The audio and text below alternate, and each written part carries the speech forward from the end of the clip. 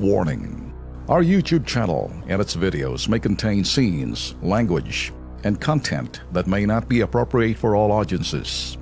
These videos include surveillance footage, undercover pursuit of suspects, actual police and rescue operations, and fearless confrontations. If you do not approve of the content, please do not watch our videos. If you wish to continue, we strongly advise that you proceed with caution. Viewers' discretion is advised. Mga ka-KP, ito maging alerto tayo at sumunod po tayo sa inilabas na announcement ng Metro Manila Development Authority o MMDA.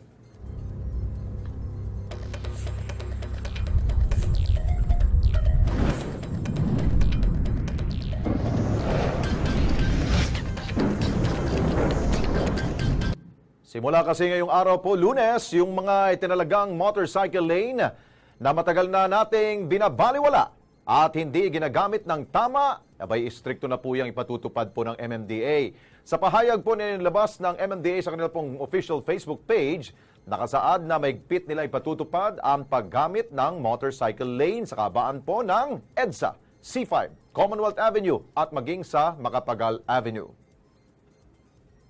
At para sino mang lalabag, ngayon, naglabas na rin po sila ng mga kaukulang parusa. 500 pesos para ho sa first, second hanggang third offense. Kung taga Marikina ka, abay 500 pesos para sa first offense, 2,000 pesos naman, malaki para sa second offense at third offense.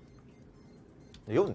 Kaya sa ating po mga kababayan, I'm sure kaninang umaga nagulantang ho kayo. Ang dami-dami ho mga MMDA enforcers, mga constable po na nasa kalyeng kanina. Kaya humingi ho tayo ng update. Nasa linya na ba ngayon? Si MMDA General Manager at OIC Chairman na rin po. Walang iba kundi si Ginoong Team Orbos. GM, good evening po. Si Alex Santos po sa Kilos Pronto. Kasama ko rin po si Ben Tulfo. Good evening, sir. GM. Nawala. O sige, pag-usapan mo na siguro natin, Ben. Ito nga, binabanggit nga na ito yung, hindi naman to bagong batas o batas trapiko sa ating po mga kababayan. Ito'y pinaulit-ulit lamang po dahil marami sa ating mga kababayan, Ben, lalo-lalo na yung mga motorcycle drivers. So, marami akong kilala mga gumagamit ng motor. Kaya pasensyahan tayo May ilan ho kasi kasamahan ho kayo, mga abusado rin.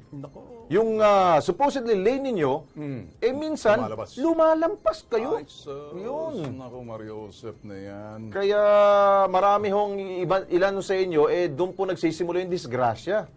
Di ba? Kaya nga, Lex, itinayo is yung sinasabing motorcycle lane para sa inyo yan. Kapag hindi nyo ginamit yan, kayo na mismo malalagay sa alanganin. Kaya ako naniniwala na dapat naman masanay sa paggamit ng motorcycle lane. Kasi kung minsan parang mga ahas sa lansangan yung mga motor. Kung anong pinagagawa. Nasampulan nato sila. Kaya ngayon, medyo na yun nanibago. Lalo na siguro kung hindi ito naging masigasig ang MMDA sa pagbabantay, biruin ho ninyo dyan sa Commonwealth Avenue. Alam na ho ninyong Commonwealth Avenue. It's a dangerous and delikadong kalsada ho yan. Marami ho sa atin, 60 kph pong speed yan Pero meron pong ilan hindi ko nila lahat. May ilan po mga motorcycle rider na sobra ho ang speed nila. Umaabot siguro ng 200 po kph. Kaya akala mo lumilipad din motor Napansin ko rin yan, Lex. Eto, totoo to. Killer highway naman talaga sinasabi. Diyan pala sa linya. Okay, kausapin muna natin, Ben, si MMDA GM, Team Orbos. GM, good evening po. Si Alex Santos po at si Ben Tulfo sa Kilos Pronto, sir. Yes, Alex and Ben. Magandang gabi po. Team po ito. GM, paki-update to sa amin dahil kayo ho'y masigasig na nagbabantay ngayon po sa mga kalsada. Marami ba ho tayong nahuli kanina ho? Kanina siguro halos 200 ho tayo ngayong araw. Unang araw po natin, various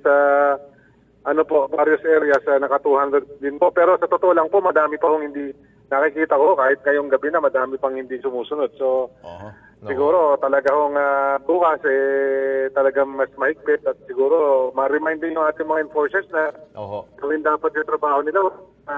Mapahal sa ginagawa ho nila. Pero nakakagulat to, GM, kung sinasabi ho ninyo ay nasa 200 pa rin po yung mga violators. Ibig sabihin, hindi maganda ho yung pakikiusap ho nyo doon sa mga motorcycle riders club? Totoo yan, kaya ako bukas nakipag-usap ko uli ako sa kanila na magkita-kita kami ng hapon para tignan ho natin kung paano ho natin ma-disseminate sa kanilang hanay na mismo yung ating layunin, no? Yung hangarin na mapaayos natin itong kanilang grupo. Oo, ayun. Opo. Sana ho hindi ho to hindi to pakitang gilas lamang ho. Sana continuous po to at hindi unigas kugo na gagawin ho ninyo GM. Sir, pagdadalyo ho kami dahil talaga hong mabigat ho yung kalaban sa kalyat ginagawa lang naman ho namin na lahat ho na sektor na dumadaan ho sa kalye natin ay bumalik ho sa tamang disiplina at saka sa tamang lugar para kahit pa paano makakabawas ho ito ng congestion. At the same time ho, GM, last na lang ho. Ito hong pagsunod ho sa motorcycle lane, hindi lang ho itong binabantayan ho ninyo, no? Pati ho yung kaanyuan po ng mga drivers dahil minsan po may ilang po mga motorcycle riders po nakatsinelas. Yung po'y bawal rin po, di ba GM? Ay sir, bawal po yun. Ang multa po doon ay 150 at saka yan, it's not, hindi lang ho yung aesthetics yan pero yung safety. At nakita ko namin madaming nadidiscrash sa ganyan. Pati yung naka-shorts, hindi ho pwede ho yan. Okay. Sige po, GM, good luck sa inyo pong gagawin pong pagbabantay dito sa mga motorcycle riders po natin. Thank you so much, sir. Yes, sir. Salamat po. Siguro pahabol na lang, kung sakaling nakikinig sa ating mga motorcycle rider, makinig kayo mga kengkoy, kumag at kulokoy. Karamihan sa inyo, na pasando-sando pa, papuruntong na kuminsan labas na yung inyong ewan, tinatago dyan. Kasi puruntong No. Tama ka, nakachinelas, pangit panoorin, parang akala mo riding in tandem, nakulang na lang, baka matukwang pa kayo. Pati helmet. Tokhang. Pati helmet. Walang helmet. Oo. Sus Mario Joseph.